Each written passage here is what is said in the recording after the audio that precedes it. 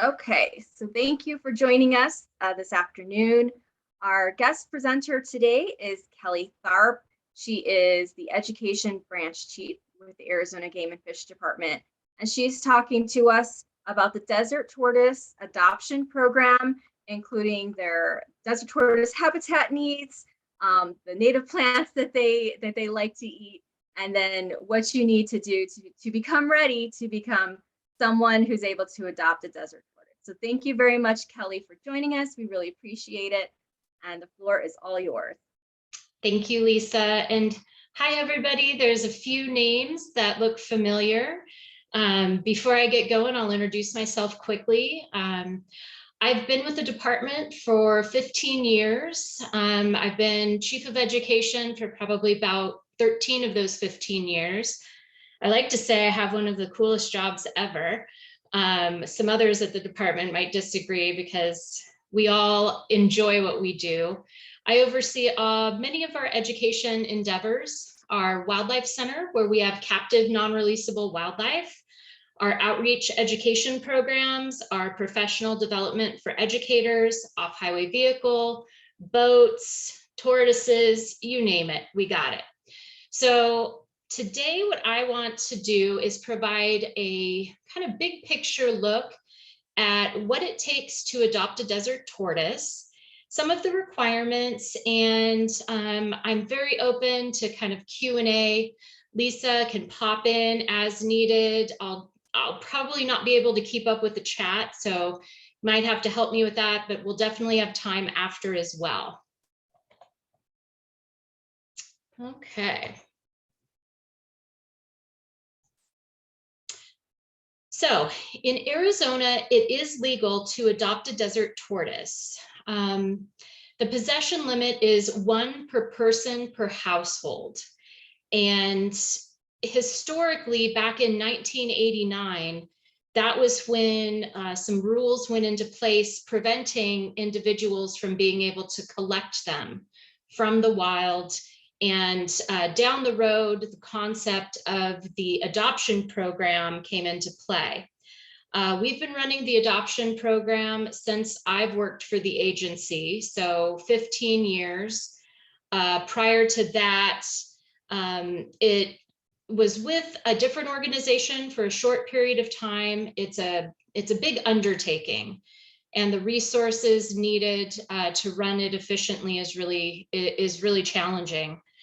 Over the past, I'd say 5+ years, we've seen a dramatic uptick in what we refer to as kind of illegal breeding situations. Sometimes they're unintentional. Sometimes they're well-meaning individuals that have housed males and females together. Tortoises can hold on and retain sperm for a long period of time and have fertilized eggs into perpetuity for many years after that encounter. So it catches up really quickly. It is illegal since 2016 to knowingly allow your tortoises to breed, because we have such a huge problem. Every year we receive over 300 surrendered, confiscated tortoises at our facility. And talking about it doesn't seem as overwhelming as it is when you look at all of those tortoises. It's a lot to take care of. So a little bit of a program overview. That picture is from our lovely veterinarians. They come out during tortoise season once a week, and we work to process as many tortoises as we can. At our wildlife center, that's where our desert tortoise adoption program is housed, and we have 1 desert tortoise adoption program coordinator. Now, 1 person can't do everything themselves, so all of us chip in along the way. I help with outreach. There's a lot of different people that do try to help out. We have a great partner in Tucson with Arizona Sonora Desert Museum, and they have the ability, they can take in about 10 desert tortoises at a time, and they assist with adopting out in the Tucson area. And they've been a great partner for many years. We work closely with them. We all use the same application. We try to standardize our approach, our intake, things like that. So what happens when somebody shows up or contacts us and wants to surrender tortoises, or our officers confiscate tortoises? They make it to the center, and they're they go into quarantine. Tortoises carry a lot of ickies, just like mammals and other animals. They tend to have fecal parasites when they show up. So we keep them in quarantine. They'll get an intake health check, weight, gender if they're old enough. Sometimes they need to get to be about 10 or older to be able to tell male, female. We run fecal tests in-house to try to make sure we don't have hookworm and other things that are moving into our larger system of tortoises. They're going to get assigned a number, and a small colored tag is going to get affixed to their shell.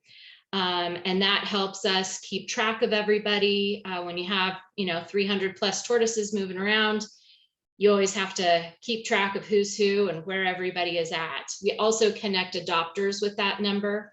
So if their tortoise gets out and somebody contacts us, we can try to match them back together. Through tortoise season, every Wednesday, our lovely vets come out and they do a more in-depth physical exam. They're going to do a body condition score. They're checking eyes, mouth, nose. They palpate for bladder stones, which is an ailment that desert tortoises commonly get.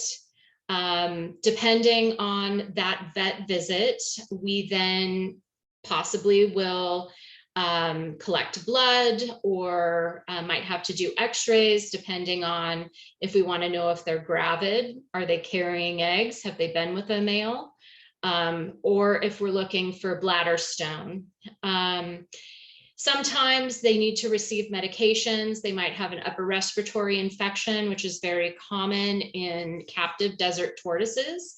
And the primary reason that many people say, well, why don't you just let them go in the wild?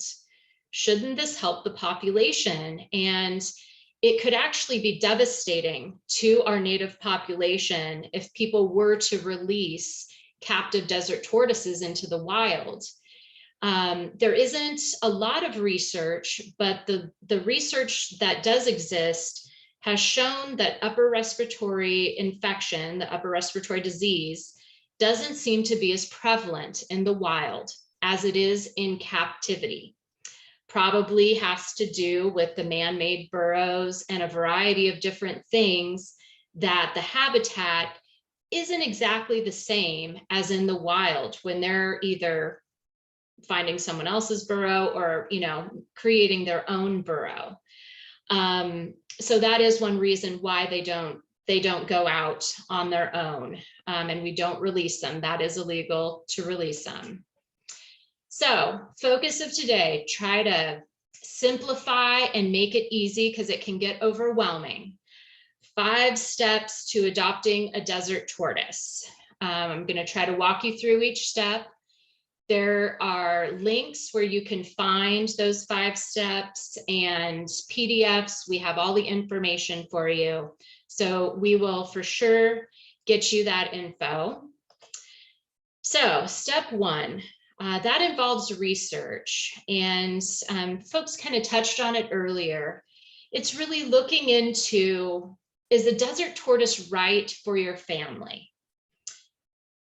I hear so many great stories from families that adopted that weren't sure. They'd never had a reptile. They were a little nervous. Desert tortoises actually have a variety of different personalities. Some can be, kind of very recluse, off on their own. Some are out and engaging, coming to the sliding door. There's, a variety of kind of different behaviors and personalities you'll see. They're an addition to your family, just like traditional pets. They do require a vet visit at least once, sometimes twice a year, if possible. We do partnerships with a couple exotic veterinary clinics in the Valley that do like a pre-brumation clinic. So there was a great question earlier about brumation versus hibernation. Brumation tends to be related to reptiles, and hibernation tends to be linked to mammals. Hibernation is connected more to lowering your respiratory rate and staying in kind of that inactive period of time for a longer period of time. Whereas in brumation, you might see your tortoise on warmer days, they'll get up, come out, and it doesn't have to do for them as much with lowering their respiratory rate. But they're very similar in nature, just a little technical difference there. So if you invite a desert tortoise to be part of your family, there is a period of time that they're brumating throughout the year. So depending on temperatures, usually late September, early October is when they're going to brumate. And then they start coming out.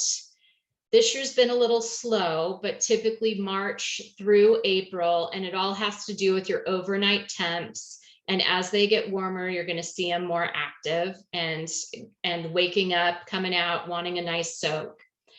There's a lot of resources on our website.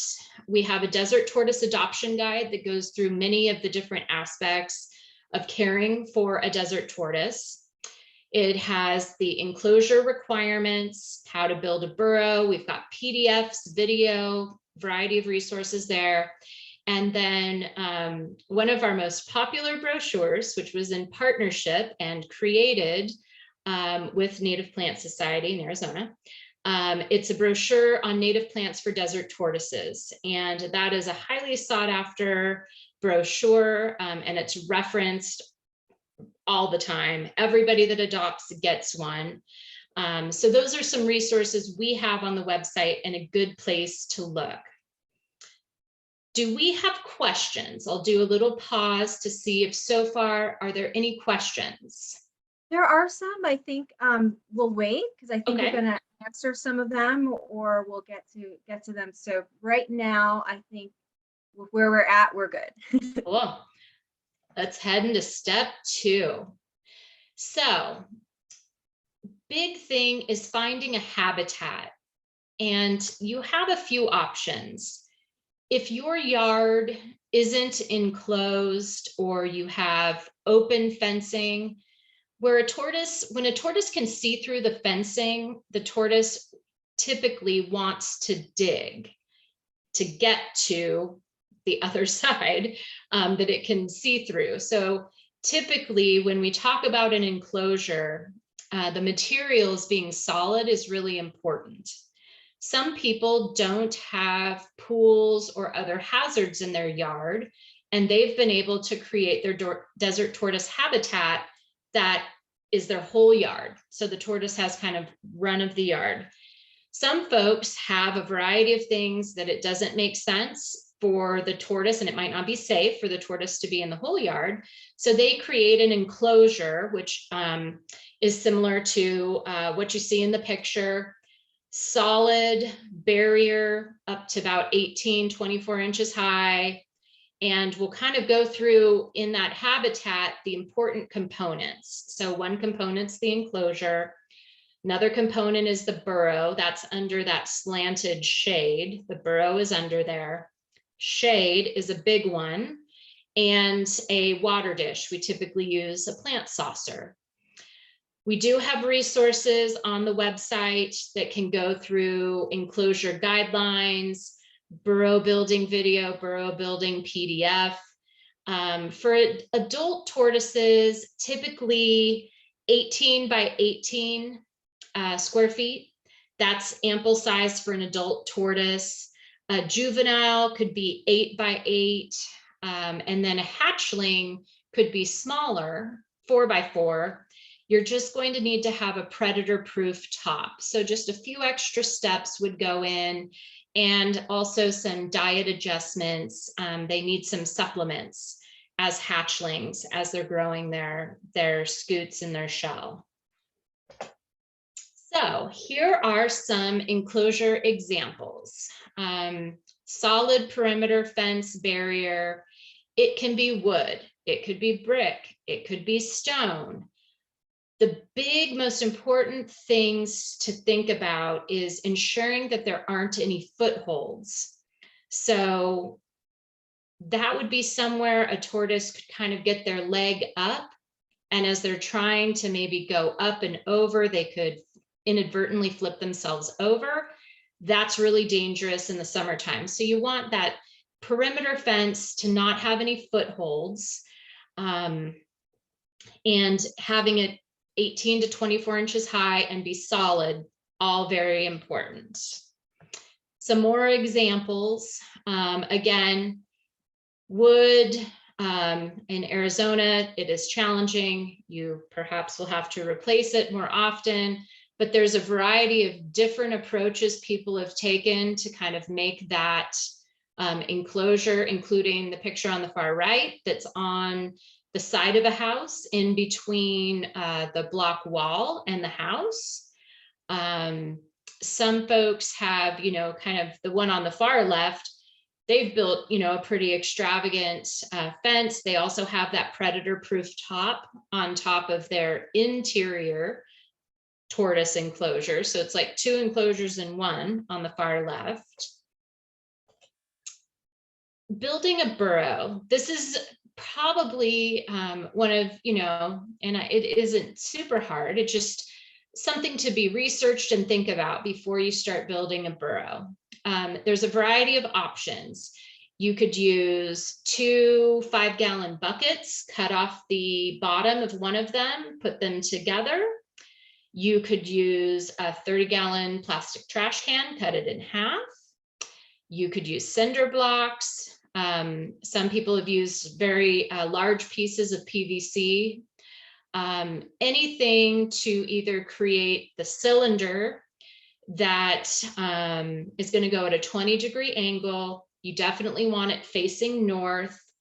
Some of the most important parts is the insulation. So typically 8 inches of insulation on the top. And you want a small 3 to 4 inch berm across the entrance, and that's preventing, during our monsoon season, flooding. Last thing you do not want water and moisture down in the burrow.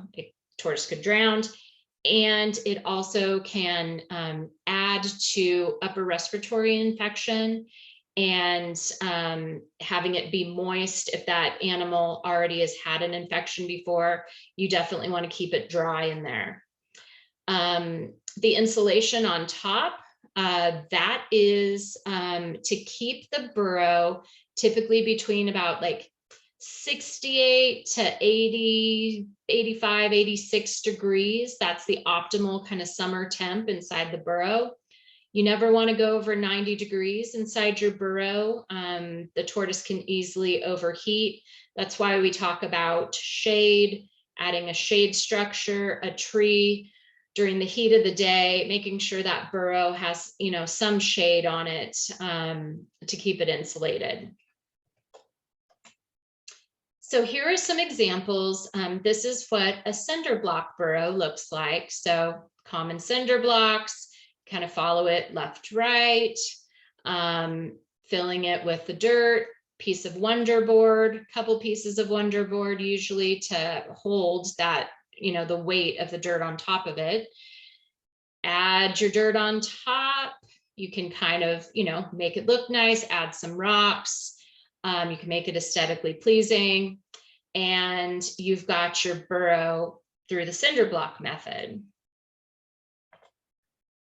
Here's some other burrow examples from recent adopters. A variety of approaches, but again, they all have that 6 to 8 inch, dirt on top. You definitely want to move gravel and rocks away from the entry. Gravel and the rocks, they heat up and get a lot hotter during the summer. And so you really do want to have that natural substrate for the tortoise to be able to walk on. We always recommend plant saucers for a water dish, 12 to 14 inches. They might drink some, but they're probably going to soak in it a couple times a week. And also that berm to just make sure the burrow does not flood. So, tortoise safe yard. There are some dangers for tortoises. Gates, not having a secured gate, having a gate open, tortoise is going to wander out. Typically, we get 3 to 4 calls a day on our tortoise adoption hotline about a lost tortoise or a found tortoise. So securing your gate. Also, if you can, have something solid if they can see through the gate, so they don't spend extra time kind of pacing or looking to try to get out. A separate area for dogs or supervised interactions. On the far right, that's a sulcata, but it's still just kind of for more informational. Our vet clinic did a dog bite awareness month in March, and that was one of the pictures they shared. They get 3 to 4 tortoises in each day through springtime that are dog bite injuries. A lot of tortoises and dogs can coexist. We just always advocate for supervised interactions. It seems to go best. And if you have a dog that uses the yard, having just a separate area for the tortoise to be seems to be the safest. Areas with dirt or grass for them to walk on, that natural substrate, like I mentioned. The rocks and concrete get really hot in the summer. Tortoise safe plants, that's another thing to take a look at in the yard and make sure. I have some references coming of toxic plants. So this would be probably the slide most pertinent to a lot of things everyone is interested in. So top 10 desert tortoise perennials. Those are some of the favorites. I had to give a shout out to the globe mallow.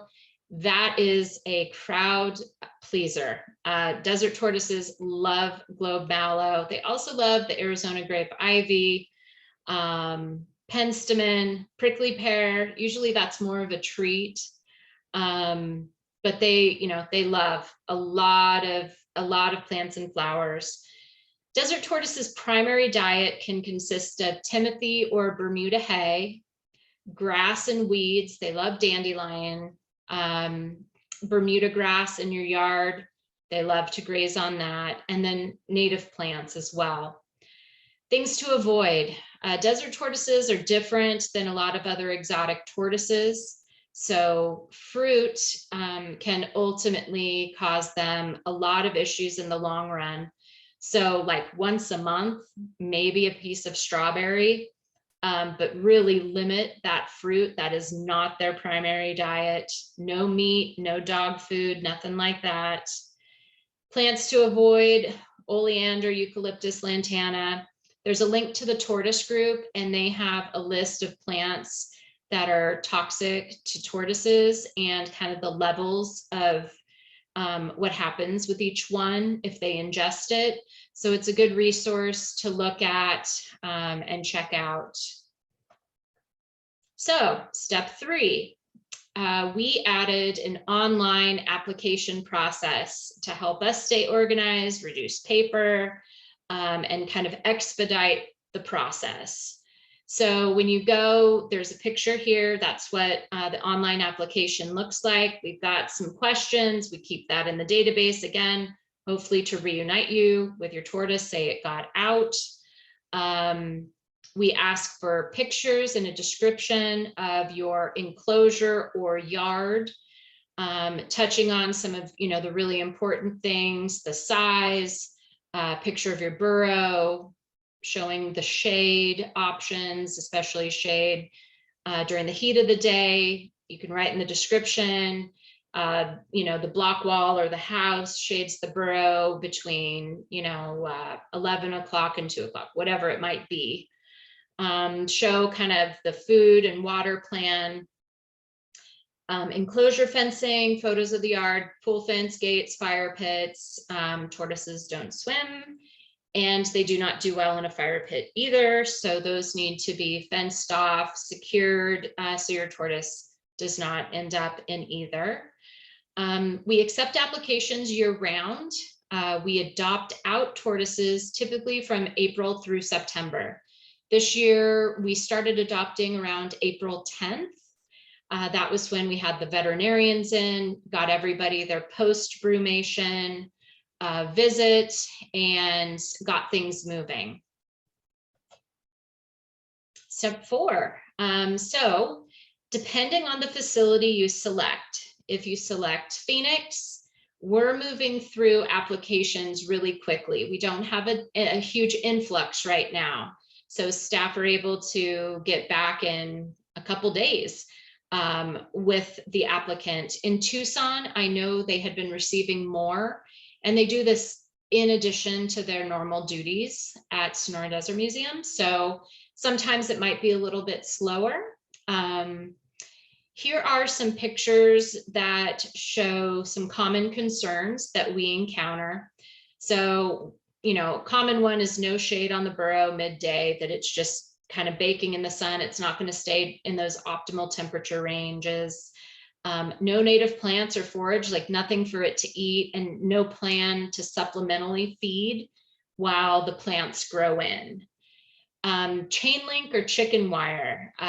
We saw a lot of chicken wire this year, so we've definitely tried to add information. It's easy to get head, foot, leg caught, and it also encourages digging. When they can see through it, a lot of times they want to dig under to get to the other side. So 18 to 24 inches of a solid barrier is great. A few times we've had to ask, add some more insulation on top of the burrow, add some dirt, add a water dish, which is pretty easy. On the left, there was well-meaning, well-intentioned mulch that was added. And most mulch is actually toxic to reptiles, especially tortoises. So they were able to remove the mulch, get that situated, and they had a great enclosure that they'd set up.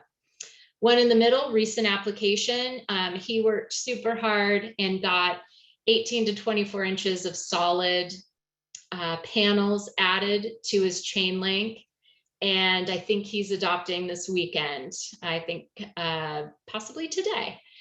The one on the far right, well-intentioned, but it probably is going to create more moisture. There was a layer of plastic added on top of that Wonder board, and that is going to kind of hold the moisture in. It also could be something the tortoise, they're curious. They might try to ingest it. So definitely don't add any plastic on top of the kind of cinder block style burrow that has the top to it. Step 5, here are some pictures of our lovely tortoises that we've adopted out.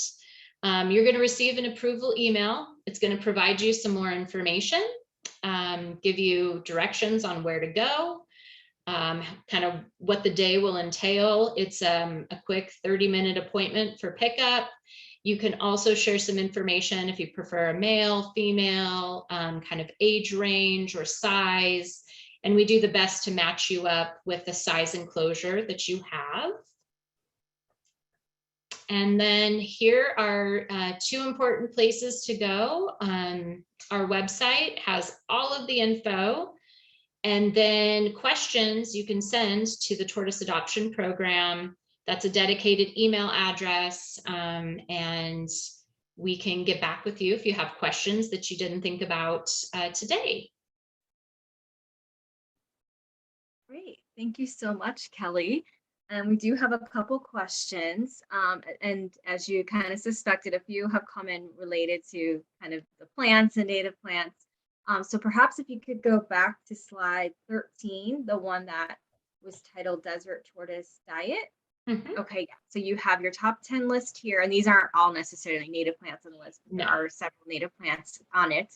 Yeah. And so one question was coming from someone who already has a desert tortoise. They've had it since 2018, and says it's the best pet ever. But it refuses to use their burrow, and it dug their own.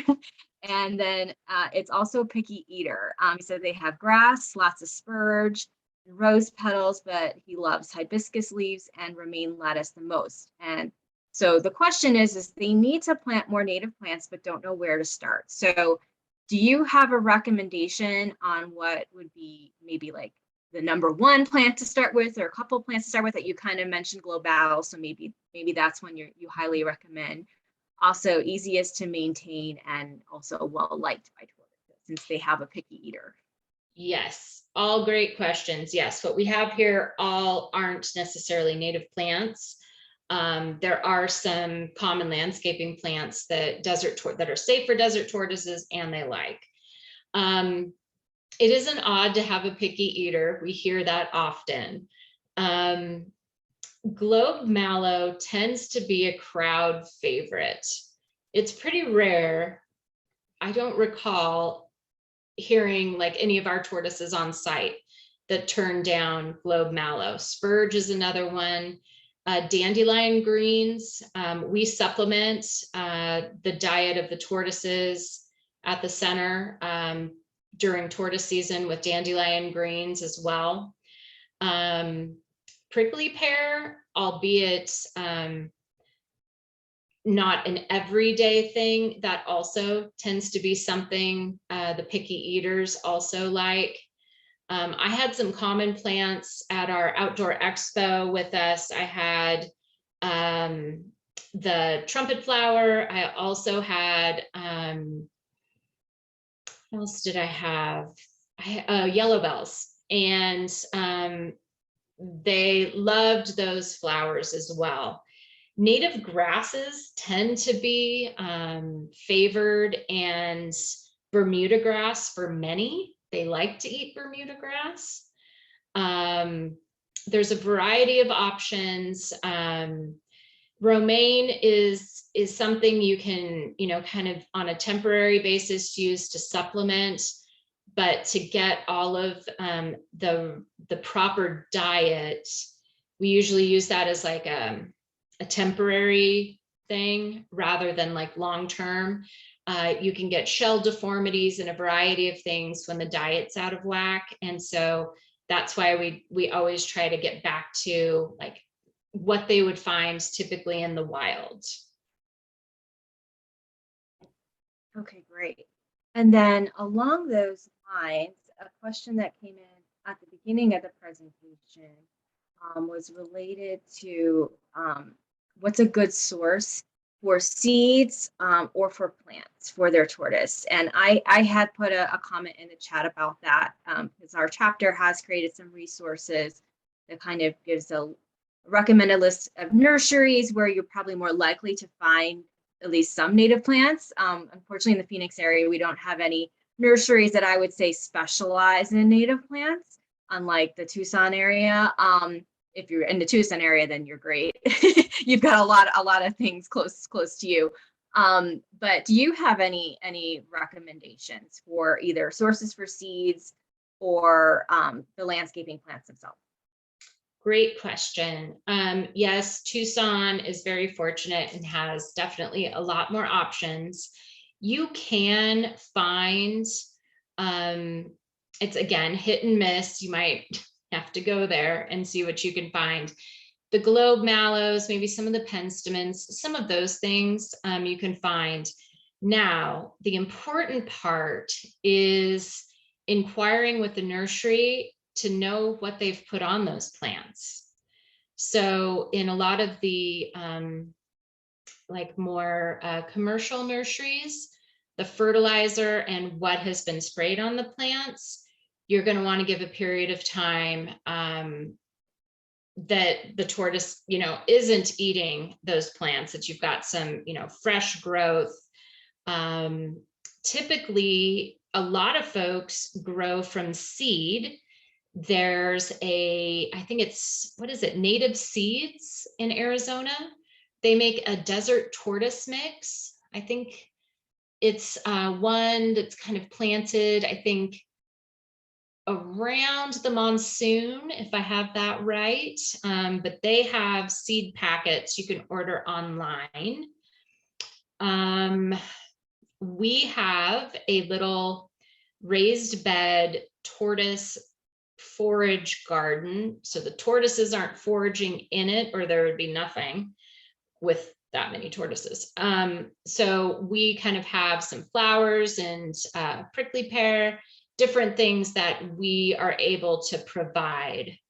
And then your grasses, those again are another, you could get the seeds. You can also get, you know, a sod like Bermuda grass and plant some of that.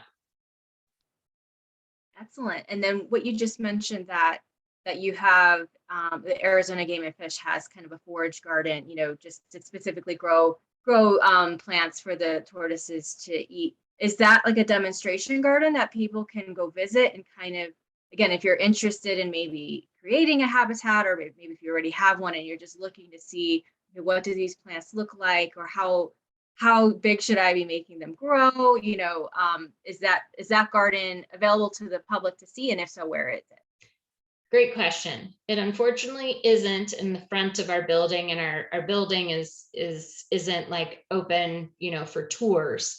Having a demonstration garden and a demonstration habitat has been on our to-do list.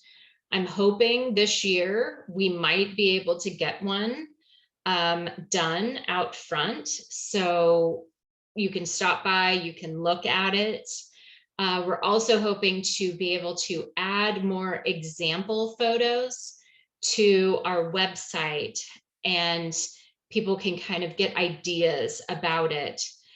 There definitely are some nurseries that have started adding desert tortoise safe on at the nursery on kind of like the tags for the plants. And that's been an interesting kind of, maybe not new, but newer occurrence. And so we're hoping to work with more nurseries to be able to help them with the labeling of that. And that's definitely somewhere we're referencing the brochure that was created. That's something that will be able to help educate nurseries as well.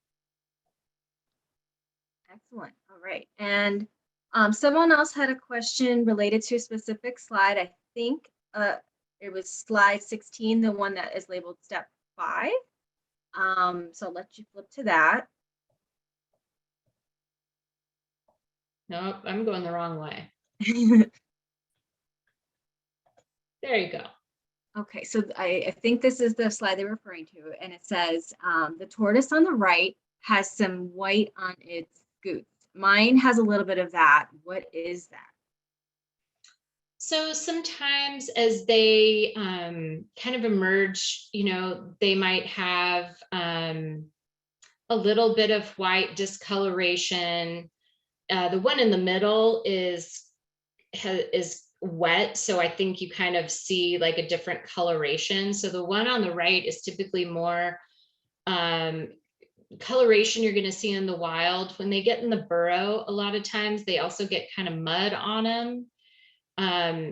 Did you say it was on the scute, like on the shell, that there's a little bit of white, or was it on the skin, you know, the head or the legs? They wrote scutes. Okay. You're welcome to unmute or you know, clarify in the chat if that's not correct.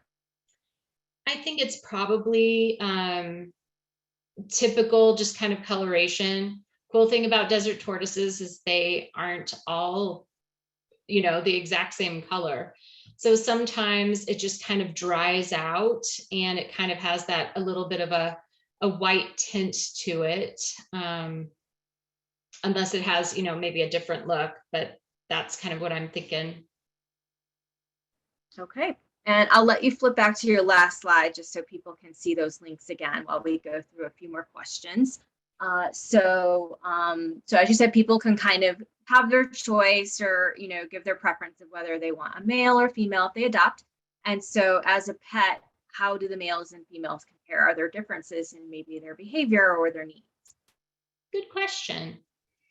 A lot of times it depends on each tortoise. Very rarely have we received aggressive tortoises, but they do exist. There are a few.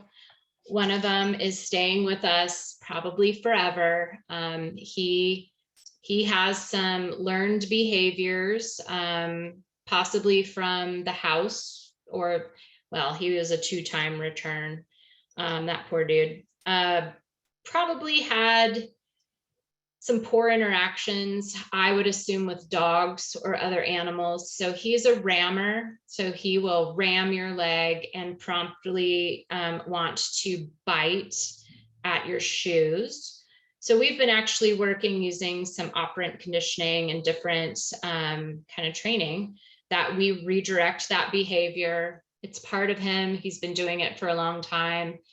Males can, they head bob. Sometimes they will ram into your leg, but that isn't all the time. That isn't like across all of the males. We've had just some delightful tortoises come through the program that are, larger males, and they're super curious and actually seem to enjoy being around humans. Same with females.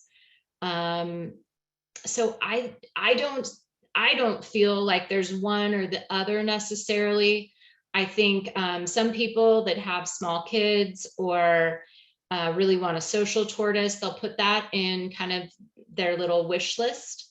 Like, I really want to hang out in the yard with my tortoise. I'd like for it to be social, things like that.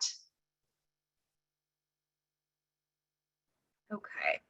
And then we had a couple comments and questions sort of on a similar-ish topic. So early on, when we had people, open to introduce themselves in the chat, a couple people mentioned that either they've known someone who's had a tortoise and they've had to leave for a while, and just wanting to know about caring for a desert tortoise, maybe when someone else is away. Is as a pet sitter or just, a friend who's checking in on it, especially maybe over that winter brumation period. Is there a lot of, is there anything you have to do really? And then someone asked, if you are the owner, what do you do when you go away on vacation? How do you care for it? So sort of a similar topic, different angles of, either how to care for someone else's tortoise or what do you do when you have to leave for. Great question. During the brumation period, depending on our temps, tortoises do come out of their burrows. So they might come out for the day, they might eat a little bit. Typically, we don't have water always available in like to soak throughout the winter, maybe a couple days of the week in case they did come out. A lot of times, in their burrow, we use kind of pack it in with a little bit of straw, just kind of hay to keep it nice, and especially when it gets colder in the winter. If you're watching the tortoise, kind of like pet sitting, I definitely would suggest talking with them about their routine. They're going to have a routine of how many times a week they, provide water to soak, what type of food. During the heat of the summer, I think the biggest thing to look for is making sure that the tortoise can get to, shade if it wants to, and also hasn't flipped over, because that is a really bad situation if they flip over and they can't get the leverage to get themselves righted. That kind of covers the pet sitting. What was the other part, Lisa, that I think I missed? Yeah, so I think you answered the winter part. And yeah, and maybe just you're the owner. Is there is there a lot of people out there who are tortoise pet sitters, that you can kind of call, or could you just ask a friend, or are there some tips that they should give their friend if they're going to check in? A lot of times it's going to be, fairly easy to either ask a pet sitter, ask a neighbor, a friend, to stop in, provide your routine that you have with your tortoise, what to look for. Most folks that have tortoises are going to have that down, kind of just like the instructions if you're leaving your dog or cat. And then depending, I guess, when I answered the cold weather time, that was in locations where desert tortoises are native. So in the higher country, you can adopt a desert tortoise. You're just going to have to go through a different cold weather care, and you're going to have to brumate the tortoise indoors somewhere. We've got instructions and info on that on our website that kind of goes into details, but they typically would brumate in a tub, like a Rubbermaid tote, but you would still check on them. So every day at the center, our staff check on the tortoises, make sure, might poke a leg in the burrow, see that there's movement, make sure that they're okay. That isn't something that always takes place. That's just something at the tortoise facility, because some of these did come in, with illnesses or different things, or finished up a medication round. So we always are checking to make sure everybody's moving, everybody's doing okay. So hopefully that kind of answers the kind of, what do you do if you go on vacation or leave or pet sitter. Okay, yeah, and there was one more question that came in related to that. Asked, if you're away for just 2 or 3 days, will the tortoise be okay, eating grass and plants in the enclosure? So basically, if it's just a few days, is the tortoise okay without someone looking in on it? And then if so, how many days would you recommend, no, someone needs to check it out, or is it every day? That one's probably going to vary. It's going to depend on your enclosure, your yard. Is your tortoise one that gets itself into precarious situations and is super curious? Or have you found your tortoise flipped over before? So a couple days having, everything in place, feeling confident that your tortoise, isn't super curious, hasn't been investigating or getting itself stuck somewhere, because that's really kind of what you're thinking of. Can it flip itself over or get itself stuck that it can't get out of the heat? Because really it's our summer temps that could be deadly if, that animal can't get itself, wherever it is. So it's really just kind of looking through your yard. Again, why we recommend, when possible, an enclosure, because you can remove a lot of those obstacles. You don't have the patio chairs or the buckets or rakes or things that can fall over on it if it's trying to go behind it. So I think it's probably going to be a case-by-case thing. But if you had forage and available water and shade and no other obstacles or hazards, you should be able to go for a couple days, and your tortoise will probably be doing the same stuff it kind of does in its enclosure most of the time. Yeah, and the same person just added a comment saying that they added 2 web cameras to check on the tortoise when they're away. So that is a great recommendation. A lot of people have those now, and you could put that on your tortoise. And then if you see it's in some, precarious situation, you could then call on a neighbor or friend to come look after and help it out. So great recommendation there. All right, we're running low on time, but we had a question that was slightly off topic, but a good question that says, are there any tortoise survey volunteer opportunities this season? And if you don't know the answer, I have a particular recommendation. If you do, you're welcome to share. I haven't seen any volunteer positions on our website, but doesn't mean that it won't happen. azgfd.gov, in the bottom, at the far bottom right, there's a place that says volunteer. and any volunteer opportunities would be posted there. I know that they are doing a fair amount of survey work this summer, and everybody was gearing up for surveys. I just don't know if they have any volunteer opportunities with that. I haven't heard anything. Okay. And I happen to know of one. It is in relation with Arizona Game and Fish, because anyone who does that needs a permit, if I believe, from Arizona Game and Fish to do surveys. Locally with the McDowell Sonoran Conservancy, which is located in North Scottsdale. They do have a program. It's specifically geared towards their volunteer stewards, but it may also be open to just public volunteers. So I'm going to put that link in the chat. So if someone's interested in just checking that out, you can. But that was a great question. And then just one last question. Is there an easy way to determine the age of a tortoise? That one is a little bit harder. Some of it's going to go to the size. Some of it you're going to be looking at the scutes, the shell. We were at our outdoor expo recently, and I was working the tortoise area with one of our field biologists, and we were kind of ground truthing each other on a couple of our adoptable tortoises that we had there, because I was curious his age, like how he goes about estimating the age, and he was curious how I was doing it. We were about within, I would say, probably about 5-7 years. It isn't a super scientific process. They can live, 80 plus years.